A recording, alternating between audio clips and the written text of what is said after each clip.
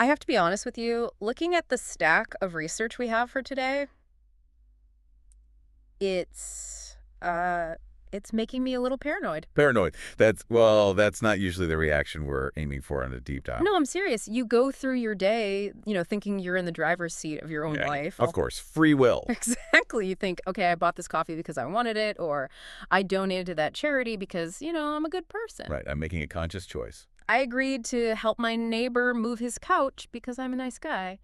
And then you read this material and you start to realize, maybe I'm not driving the car at all. Maybe I'm just reacting, like someone else is just pushing my buttons. It can be a bit of a red pill moment, can't it? Yeah. We have this belief, this very cherished belief, that we are rational, independent agents, that we're making all of our decisions based on, pure free will. But the sources we're diving into today, and we're talking about some really seminal work in social psychology here, they suggest that, well, a lot of the time we're just running on scripts. Scripts, like a computer program. Almost exactly. Ancient, hardwired scripts that they trigger automatically without our conscious permission. And that is exactly what we're doing today. We are doing a massive deep dive into these hidden rules that govern our social interactions. And we're starting with the big one, the one that's like the grandfather of them all. The rule of reciprocation. The rule of reciprocation. It's the rule that, you can argue it built civilization.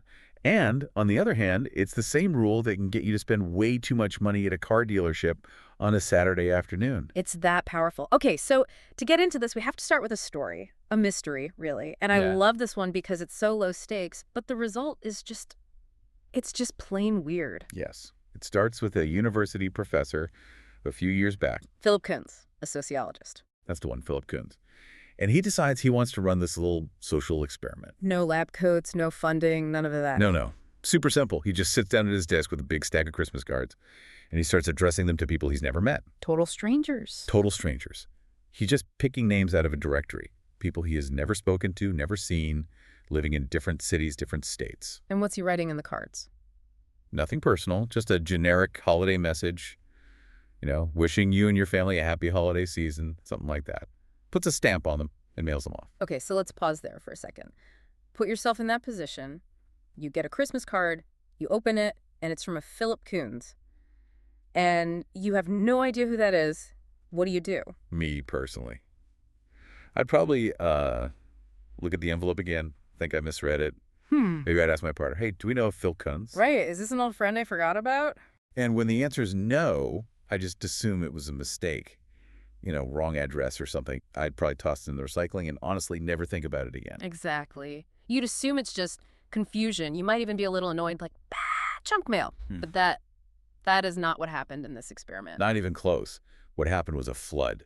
A flood. Holiday cards started pouring back into his mailbox from these strangers. So people he didn't know were sending him cards back. A massive number of them. Yeah. Perfectly nice cards, too.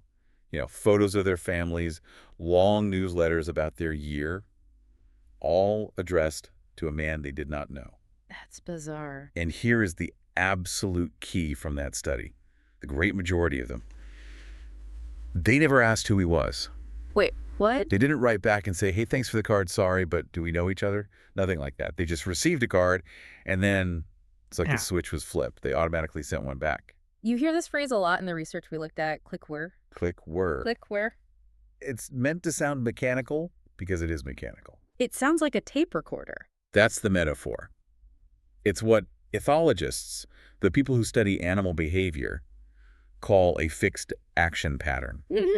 And in the animal kingdom, you see this stuff all the time. It's fascinating. Like what? Give me an example. Okay, so a mother turkey, she's fiercely protective of her chicks. But her mothering instinct, it relies on a very specific trigger. Okay. The cheep, cheep sound the baby chicks make. That's the trigger. Just the sound, not the smell or the way they look. Just the sound. In fact, if a chick is born and for some reason it's silent, she might ignore it. Or worse, she might even attack it. It doesn't register as her baby. Wow, okay. But here's the kicker, the real click-whir part. Scientists took a stuffed polecat. Which is the turkey's natural enemy. The mortal enemy. They put a little recorder inside the stuffed polecat that played that cheep, cheep sound. No way. And the mother turkey. She embraced it. She gathered the enemy under her wing and protected it. The sound triggered the tape. Click. Whir. The rest of the data, the fact that it's a predator, became irrelevant. And you're telling me that we humans, with our big fancy brains and our art and our philosophy, we're just turkeys responding to a cheap, cheap sound. In this context, absolutely yes. Yeah. The Christmas card was the cheap, cheap, the trigger. The response sending a card back was automatic. So this is the rule of reciprocation in action. It is the definition of it. The rule states we must try to repay, in kind, what another person has provided us.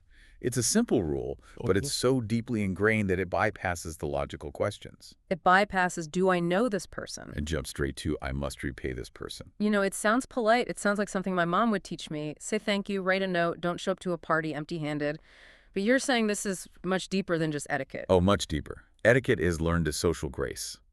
This feels almost genetic. It's fundamental to our species. How fundamental? Well, sociologists like Alvin Goldner, they've mapped this out across cultures for decades.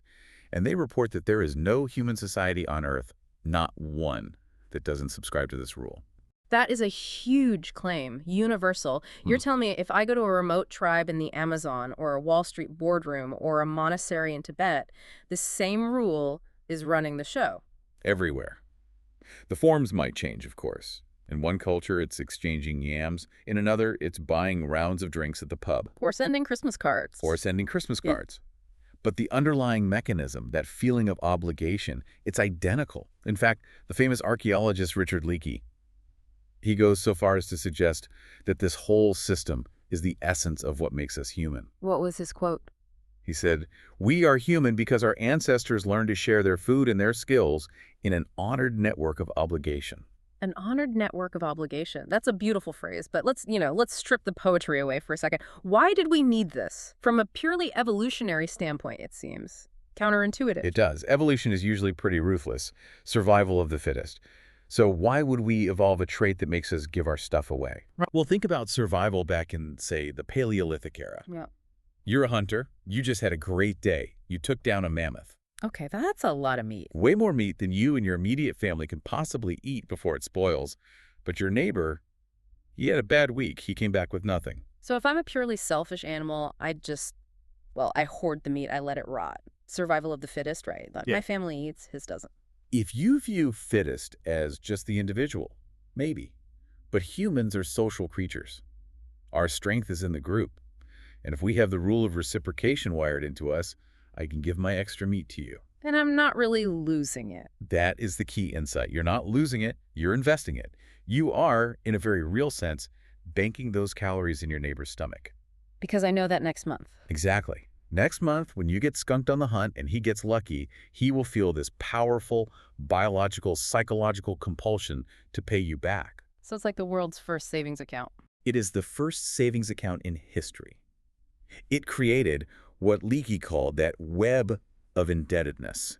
And that web is what allowed for everything else. It allowed for the division of labor. How so? It meant I could spend all day making really good arrows, which you can't eat, and I could give them to you, the best hunter, because I had an honored guarantee that you'd bring me back some of the food later. Without this rule, that kind of trade is impossible. Impossible. You'd never give away your arrows.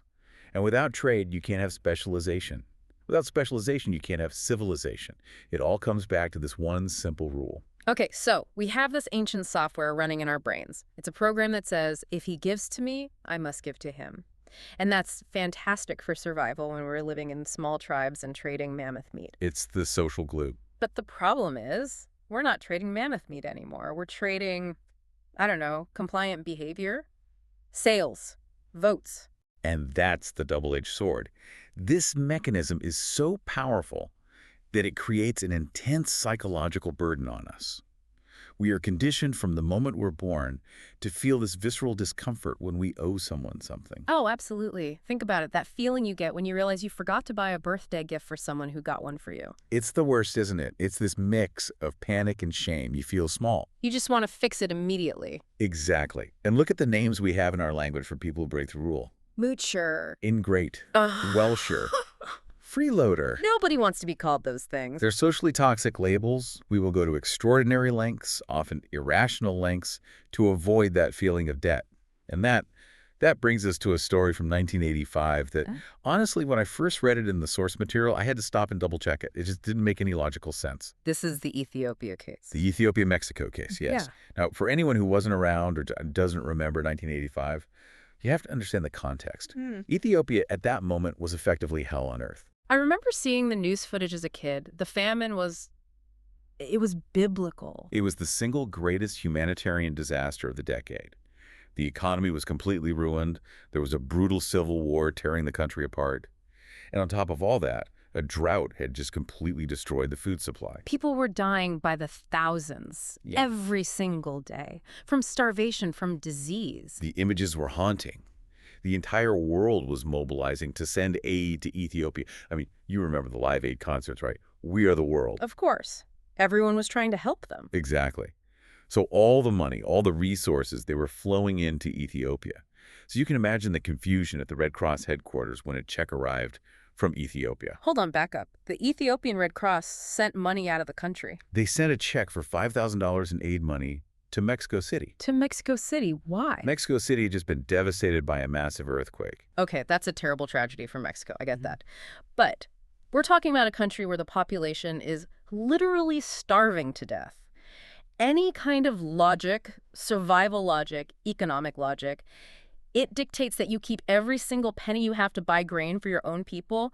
Why on earth would they send $5,000 away? That's the question the journalists ask. It seemed to defy Maslow's hierarchy of needs, you know? If you are actively drowning, you don't toss your life preserver to someone else who is just treading water. So what was the answer? I mean, did they just have a surplus of cash lying around? Far from it.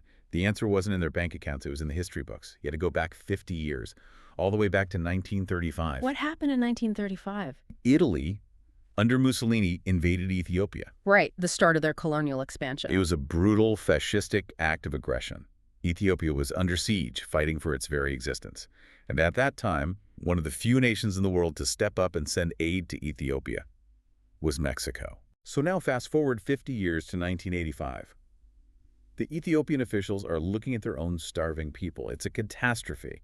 But then they hear that Mexico has suffered this earthquake. And the rule of reciprocation it triggered. They helped us in our time of need. We must help them in theirs. That is, I mean, it's tragic in a way, but it's also incredibly noble. It is noble. It's breathtaking, really. But from a psychologist's perspective, it is terrifying proof of the rule's power. The obligation to repay a 50-year-old debt was stronger than the immediate survival instinct of a nation in the grip of famine. That's the real takeaway here. If the rule is strong enough to override literal starvation, if it can make a government send away money while its people are dying, just imagine how easily it can override your rational decision about whether to buy a raffle ticket or donate to a charity you don't really care about. It creates a vulnerability, a massive one. If I know how to trigger that feeling of obligation in you, I can get you to do things that are completely contrary to your own self-interest. Well, let's bring it down from the geopolitical level to the to the annoying guy at the office level. Because most of us aren't dealing with international aid debts. No. We're dealing with much smaller, everyday favors. And there's a classic experiment that really breaks down the mechanics of how this works, the Reagan experiment. This is the one. This is the cornerstone study in this whole field. It was conducted by a researcher named Janice Reagan at Cornell. And it's just brilliant because it so cleanly separates the idea of liking someone from owing someone. So set the scene for us. How did they set this thing up? Okay, so you sign up for an experiment. You think it's about art appreciation. You walk into a room, and there's one other guy in there with you. Let's call him Joe. But Joe isn't a real subject, right? Joe's a plant. Joe is the Confederate. Yeah. He's part of the experiment. So you and Joe, you're sitting there supposedly rating paintings, but Joe follows two different scripts depending on which group you're in. Okay, what's the first one? In the first scenario, we'll call it the no favor group. Joe's just a regular guy. He's polite. He does his work. He rates the paintings alongside you.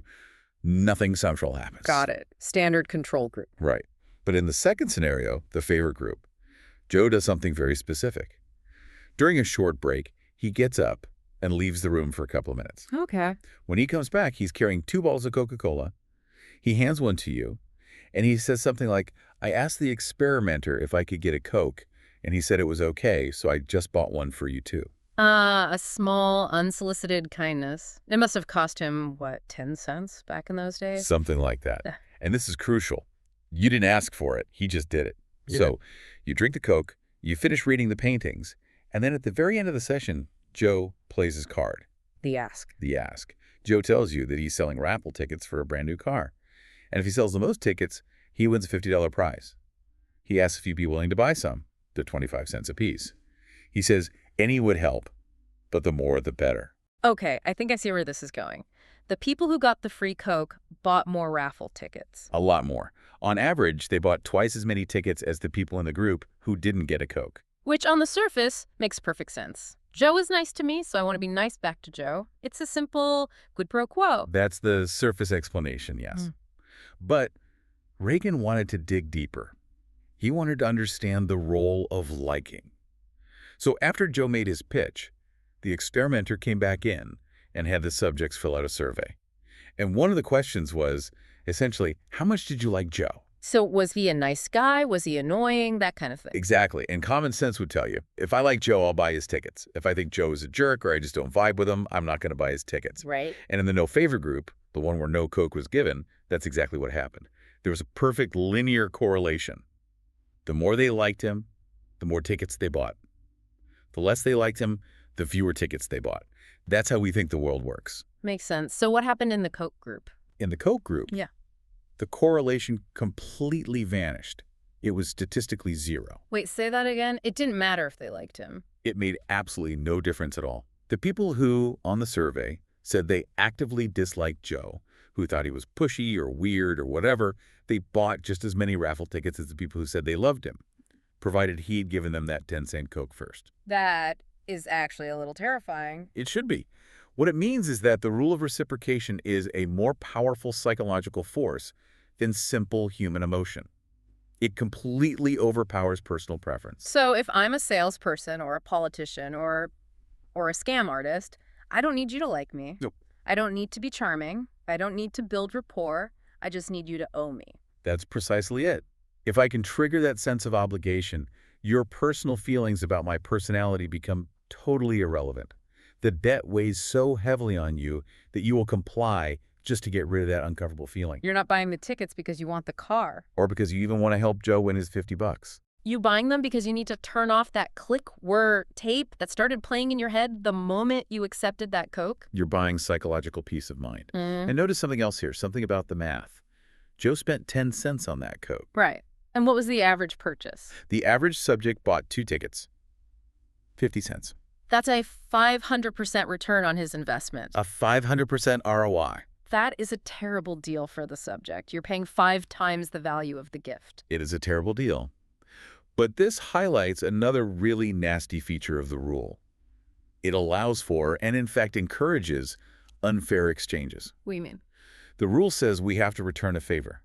It does not say the return favor has to be of equal value. So why do we accept the bad deal? Why don't we just, toss him a dime and say, hey, we're even now? Because, as we said, social debts are awkward. There's an internal alarm bell going off that's just screaming, obligation, obligation. And we want to silence that bell as quickly as possible. We will happily pay 50 cents to resolve a 10-cent debt just to stop feeling that psychological itch. Plus the social shame. You don't want to look cheap. You don't want to be the guy who drinks the free Coke and then gives nothing back. Exactly.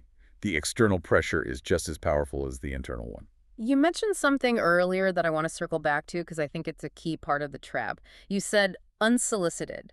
In the experiment, the subject never asked for the Coke. That's right. It was given freely. That feels like it should be a loophole. If I didn't ask for your help, why should I owe you anything? Can't I just say, hey, thanks for the Coke, that was weird of you, and then just walk away debt-free? Logically, you should be able to. But psychologically, you can't. You'd be violating a deep social contract. Remember the evolutionary purpose of the rule. To build connections. To allow one person to initiate a relationship without fear of loss. If I want to start a friendship or a trading partnership with you, I have to be able to make the first move. I have to be able to give you a gift. If you were only obligated to repay gifts that you explicitly asked for, then the cycle could never start. Because I'd have to ask you for something first, which I wouldn't do because we don't know each other. Exactly. So the system is designed to reward the initiator. But that has a dark side. It means the initiator gets to choose the form of the initial favor. The Coke? And they also get to choose the form of the desired repayment. The raffle tickets. You are totally at their mercy. They set the terms of the exchange. You're just left holding the bag. And I cannot think of a group that exploited this uninvited debt aspect better than the Hare Krishnas back in the 70s. Oh, this is the absolute masterclass. If you walk through an airport in Chicago or New York in, say, 1974, you saw this in action every single day. It's a spectacular example of an organization solving a public relations problem with pure psychology. So set the scene for us. What was happening? Okay, it's the 1970s. The Hare Krishnas are a religious sect, and they're highly identifiable. You know, the shaved heads, the saffron robes, they're chanting, dancing to tambourines in public spaces. And they need funding. They need funding. So their original strategy was pretty straightforward. They just go out to these public places. Airports were a favorite spot because people are basically a captive audience there. And they just beg for money while chanting. And I can imagine that didn't go over too well with the average American businessman who's just trying to catch a flight to Cleveland. Not at all. People found them strange. To be blunt, they didn't like the way they looked. They didn't like the way they acted. That liking factor we talked about was effectively zero or even negative. So they were raising very little money. Almost nothing. Because as the Reagan experiment proved, if people don't like you, they're not going to voluntarily give you money. Unless you can trigger the rule of reciprocation. Exactly. So the Krishnas had a brilliant tactical shift. They adopted what the researchers call a benefactor before beggar strategy. Benefactor before beggar. I like that. It means they stopped asking for money right away. Instead, they started by giving gifts. This is the famous flower. The famous flower. Sometimes it was a book, like the Bhagavad Gita, but usually it was just a cheap, simple flower. And the tactic was very specific. A solicitor would approach a traveler and just press a flower into their hand. And of course, the traveler's first reaction is to try and give it back. No, thank you. I don't want this. And this is where the trap snaps shut. The solicitor would refuse to take it back. They would hold up their hands and say, "No, it is our gift to you." It is our gift to you. That one little phrase is doing so much heavy lifting in that interaction. It seals the trap. Now, the target is standing there in the middle of an airport holding a flower. They didn't ask for it. They probably don't even want it. But the social rule has been activated. They have now accepted a gift. And only then does the solicitor ask for money. Only then. Could you offer a donation to help our good works? And the target, who just wants to get to their gate and not miss their flight, feels this sudden, crushing psychological burden. That's it. They can't just walk away with the flower without feeling like a moocher. They can't give the gift back because the solicitor refuses to take it. So what's the easiest way out? Hand over $1 or $2 just to escape the situation. Just to clear the psychological slate. And it worked like a charm. The Hare Krishna Society saw this massive explosion in wealth. They were funding temples, buying property all over the world, largely on the back of this one simple psychological strategy. There's a detail about this from the research that I find both hilarious and incredibly insightful. You mentioned the garbage route. Yes. This comes from Robert Cialdini's own firsthand observations at O'Hare Airport in Chicago. He's the psychologist who wrote the book on this. He was watching them, and he noticed that one of the Krishna members had a specific job. They would periodically leave the main solicitation area and go on a very specific loop. And where do they go on this loop? To the trash cans. You're kidding. No. The solicitor would go from bin to bin, and they would retrieve the flowers that the travelers had thrown away almost immediately after leaving the encounter. So the travelers were so desperate to get away, they'd give the donation, take the unwanted flower, walk 50 feet around the corner, and just dump it in the trash. Precisely. And the solicitor would then clean the flowers up a little bit, maybe spruce them up, and cycle them right back into the process to be given to the next person. That is the ultimate proof of the rule's power, isn't it? The gift itself was so unwanted that it was literally treated as garbage the moment the interaction ended, and yet it still worked to produce a donation. It proves that the object itself had no value to the receiver, but the act of giving it, that's what created the debt. The rule worked even when the gift was, for all intents and purposes, trash. But eventually, the public wised up, right? They did. We adapted. People started learning to just, cross the street or pointedly look the other way in the airport. Airports even started putting up signs warning people about them. Right. Because people learn that once the rule is activated, once that flower is in your hand, it's incredibly hard to fight the psychological pull. The only truly effective defense was to prevent the gift from ever being given in the first place. You know, this brings up another side of the unfairness here. We talked about a flower for $1, or a 10-cent Coke for 50 cents worth of raffle tickets. The imbalance is clear. But it can get really dangerous when the stakes are higher than just $1 or $2. Absolutely. The vulnerability it creates can be exploited for much bigger things. There's a story in the research about a young woman whose car wouldn't start in a parking lot. She was stranded. And a stranger came over and jump-started it for her. A nice, helpful, neighborly gesture. Totally. A real kindness. She thanked him profusely, and as he was leaving, she said that classic polite phrase, if you ever need a favor, just stop by. Of course, I owe you one. We all say it. We all say it. Well, about a month later, this same stranger knocks on her door. He says his car's in the shop, and he asks if he can borrow hers for just a couple of hours. Whoa, okay, that's a huge escalation. Jump-starting a car is not the same as lending your entire car to a total stranger. Not even in the same ballpark. Yeah. The value is completely disproportionate. And she knew it. She hesitated. She noted in her telling the story that he looked really young. She knew nothing about his driving record. Her gut was telling her no. But she felt obligated. He had helped her when she was in a jam. That rule was weighing on her. The debt was there. So she gave him the keys. She gave him the keys. Yeah. And the result was predictable and tragic. The stranger was underage, he was uninsured, and he completely totaled her car. Wow. That is just a devastating example. The internal pressure to not be a Welsher made her make a decision that defied all common sense, all logic, and all safety. And this dynamic plays out in all sorts of subtle ways. Think about gender relations, for instance. There's been a fair bit of research suggesting that women often feel a very uncomfortable sense of obligation if a man buys them expensive gifts or pays for really costly evenings out. The old line, there's no such thing as a free dinner. In a way, yes. It puts this implicit pressure on the situation.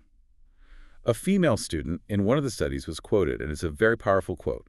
She said, "I no longer let a guy buy my drinks because I don't want either of us to feel that I am obligated sexually." That's a powerful realization for her to have. She understands that the drink isn't just a drink, it's being used as a lever. And by refusing the drink, she's refusing the leverage. She's deactivating the rule before it can be used against her. Precisely. Okay, I want to pivot now to a variation of this rule that I think is even more subtle and maybe even more common in our daily lives.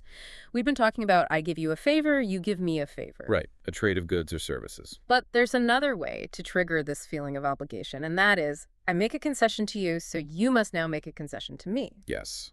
This is known as reciprocal concessions, or, in psychology circles, the rejection-then-retreat technique. And Cialdini, the researcher, he experienced this firsthand with a Boy Scout, right? He did. It's a great story. He was just walking down the street one day when a Boy Scout came up to him and asked if he wanted to buy tickets to the annual Boy Scout circus.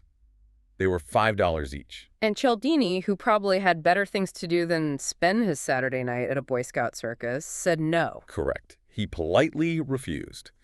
But then the scout did something interesting. He said, well, if you don't want any tickets, how about buying some of our big chocolate bars? They're only $1 each. And Cialdini bought 2 of them.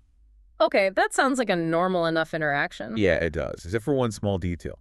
Cialdini hates chocolate. He doesn't eat it. So he found himself standing there on the sidewalk, holding 2 candy bars he didn't want, out $2 he had wanted to keep, just wondering, what in the world just happened to me? So break it down. Let's look at the mechanics. Why did he buy them? It's the concession. The Boy Scout made a large request first, the $5 circus tickets. Cialdini refused.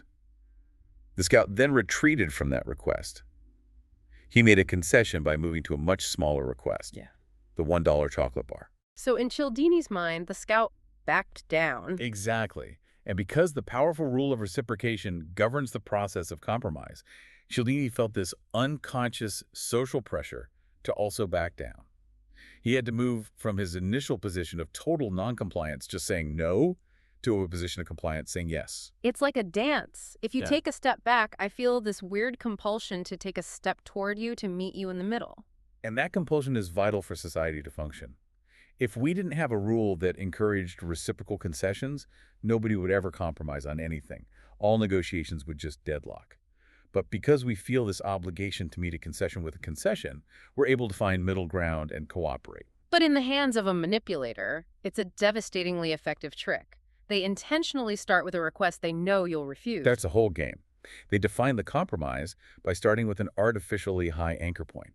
This was proven brilliantly in a study involving, of all things, a trip to the zoo. Oh, the zoo study. This one is great because the initial request is just so painful. It really is. So researchers went up to college students on campus and they asked them to agree to a massive favor. They said, would you be willing to spend 2 hours per week for a minimum of 2 years acting as an unpaid counselor for juvenile delinquents? 2 years of your life, unpaid, to counsel troubled teens. That is a monumental ask. It's huge. Right. And predictably, 100% of the students refused. As well they should have. But that refusal was just the setup.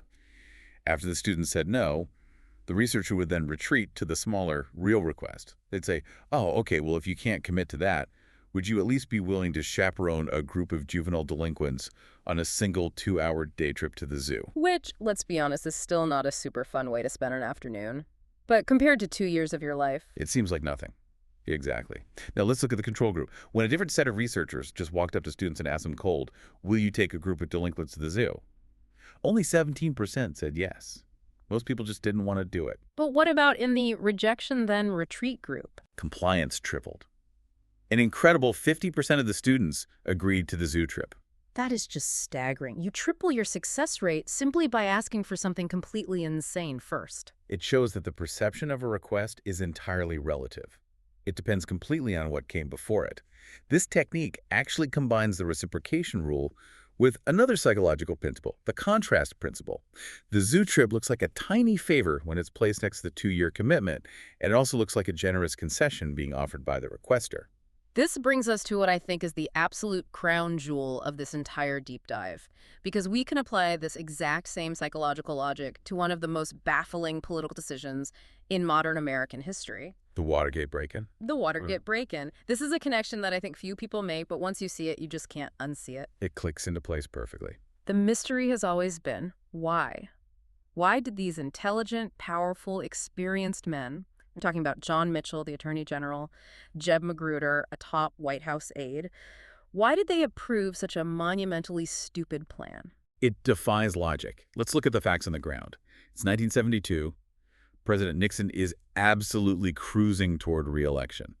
His opponent, George McGovern, is seen as weak and unelectable. The Republicans have this election in the bag. And the plan itself, which was proposed by G. Gordon Liddy, it was just absurdly high risk, breaking into the Democratic National Committee headquarters at the Watergate Hotel to bug the phones. For what possible reason? There was no information they could have gotten there that would have changed the outcome of the election. And Liddy himself was known to be, let's say, unstable. He was a loose cannon.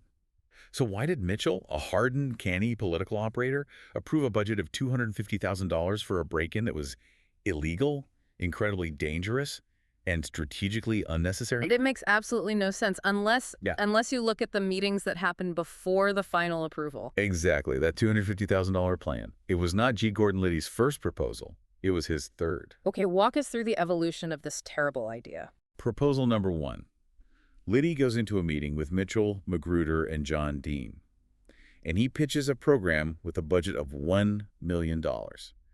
And it is certifiably insane. What was in it? It included a dedicated chase plane to follow Democratic candidates, breaking and entering, kidnapping squads to abduct protest leaders, mugging squads, and I'm not making this up, a yacht moored in Miami, staffed with high-class call girls to blackmail Democratic politicians. It sounds like a plot from a bad James Bond movie, a yacht with call girls. It was ludicrous. Yeah. And Mitchell rightly thought so too. Yeah. He rejected it out of hand. He basically said, this is not what we had in mind, and told Liddy to go back to the drawing board and come up with something more realistic. Okay, so Liddy comes back with proposal number 2. Proposal 2. He drops the budget to $500,000. He's eliminated some of the crazier elements. The blackmail yacht is gone, thankfully, but it's still wildly illegal and risky. And Mitchell rejects it again. But you see the pattern emerging. Rejection, then another rejection. And then comes proposal number 3. This is what Liddy presents as his bare bones plan. A budget of just $250,000. And all it involves is a simple break-in and some wiretapping at the Watergate. Now, viewed objectively, spending $250,000 to commit a felony for no strategic gain is still a fundamentally terrible idea. Objectively, yes, but psychologically. To Mitchell and Magruder, who had sat through the previous pitches, Compared to the $1 million kidnapping and call girl yacht plan, the $250,000 break-in looked like a massive concession on Liddy's part. He had retreated not once, but twice. And Mitchell and Magruder felt that subconscious pressure to reciprocate that concession, to meet him in the middle. Is there any proof of that? A direct quote from Magruder's own testimony. He said, reflecting on it later, he had asked for the whole loaf when he was quite content to settle for half or even a quarter. Magruder admitted they felt they shouldn't send him away with nothing after he had worked so hard to lower his demands for them. We felt we shouldn't send him away with nothing. That is the rule of reciprocation speaking, almost word for word. And here's the absolute smoking gun for this theory. There was one man in that group who consistently opposed the plan, a man named Frederick LaRue. He was the sole dissenter. He thought it was a stupid idea from start to finish. Why was he immune to the pressure? Because he wasn't present for the first two meetings. He had never heard the $1 million plan. He had never been subjected to the concession process. He just saw the $250,000 plan for exactly what it was, a stupid, pointless risk. But Mitchell and Magruder were trapped in the psychological slide of rejection-then-retreat. That is just mind-blowing. The fate of a presidency, and you could argue the entire course of American history in the 1970s, hinged on a psychological trick that a Boy Scout uses to sell a couple of candy bars. It just demonstrates that intelligence, power, and experience are no shield against these fundamental psychological forces. If you get caught in the pattern, you react to the pattern. Now, I can hear a listener thinking, okay, so this trick is powerful, it gets people to say yes, but do they actually follow through, or do they end up resenting it? Like, if I get tricked into agreeing to the zoo trip, am I going to show up and do a bad job because I feel manipulated and angry? That is the perfectly logical assumption. You'd think the victim would feel tricked. But the research from a study at UCLA shows the exact opposite. And this is what makes the technique so insidious and so dangerous. What did the UCLA study find? Okay, so they had subjects come in to bargain over how to split a pot of money with an opponent who was, again, an actor for the experiment. And the opponent used three different strategies. 1, start with an extreme demand and don't budge. 2, start with a moderate demand and don't budge. And 3, start with an extreme demand and then retreat to a moderate one. And the third strategy, the retreat, made the most money for the opponent, right? Yes, that's the first finding. But here's the amazing part. They also measured how the subjects felt about the deal afterwards. And the subjects who faced the rejection-then-retreat strategy, they felt more responsible for the final agreement. More responsible? Why? Because they felt that they had forced the opponent to back down. Their perception was, I made him change his mind. My negotiating skill produced this outcome. Ah, so they feel a sense of ownership over the agreement they just made? Precisely. And people who feel personally responsible for a contract are far more likely to follow through and fulfill it. But it gets even better or worse, depending on your perspective. They were also the most satisfied with the deal. Even though they actually gave up more money than in some of the other scenarios. Yes. Yeah. They were by far the most satisfied group. Because winning a concession from someone feels good. It feels like a personal victory. And if you're satisfied with an agreement, you're much more likely to agree to future requests from that same person. That's it. And other studies bear this out. The victims of the rejection-then-retreat tactic are more likely to actually show up for the volunteer work. Work One study found an 85% show-up rate versus just 50% for the control group. And in a blood donation study, they were significantly more likely to agree to volunteer for future donations. So let me get this straight. Not only do I trick you into buying the chocolate bars you don't want, but you walk away from the transaction feeling good about it, feeling responsible for it, and you're more likely to buy from me again next week. Because you feel that you dictated the terms of the deal. It's psychologically brilliant, really. We see this in sales all the time, don't we? It must be everywhere. Everywhere. Think about retail. There's a classic practice called talking the top of the line. If you walk into a store looking to buy, say, a billiard table, a good salesperson won't show you the cheap one first. They'll walk you right over to the $3,000 top-of-the-line model. Even if they know full well I'm probably not going to buy it. Especially if they know you won't buy it. Because, hey, if you do, great, that's a huge commission. But when you inevitably refuse, they can then retreat to the $1,000 model. Now that $1,000 table looks like an incredible bargain by contrast, and them offering it to you feels like a helpful concession. Okay, I see that one is a bit too much, but how about this one over here? And the sales figures show this works.